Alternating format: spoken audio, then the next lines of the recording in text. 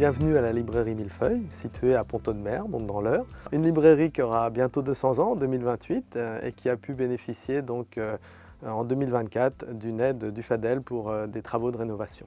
Mon épouse et moi avons eu connaissance de ce dispositif par Normandie Livre et Lecture. Sophie Fauché, qui est notre correspondante et qui s'occupe vraiment très bien de nous depuis le départ, nous a orientés en fonction de la typologie du projet et du montant du projet.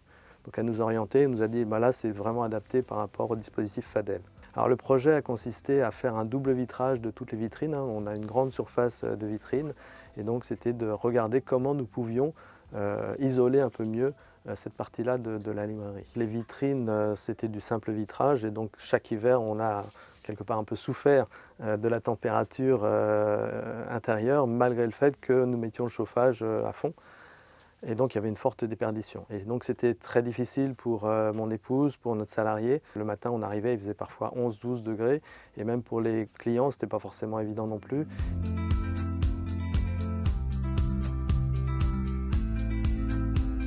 Donc le projet en global, il était à 10 400 € hors taxe. Et FADEL a pu nous accompagner à hauteur de 50%, donc pour 5 200 €.